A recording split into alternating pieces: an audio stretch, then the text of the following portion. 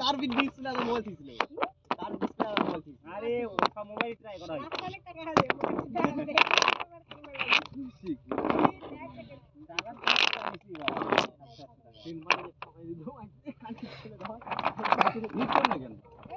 বন্ধু আমি এখানে বসে থাকবো না পারবো না ওটা পারছে বড় আমি বাঁচছো কই এ বন্ধু সর যা আরো সর কে সরবে হাওয়াটা দিনা টানি নেবে সর আমি একটা এখানে ভিডিও করি আর উপর লাগা বেলটা দিয়ে রাখি তো কি হয় এ বেল হ্যাঁ সেদিন পয়সা দিয়ে দিছিলাম আচ্ছা কি আসবে বল বেলটা না না কাটিয়ে স্লো করে দিলো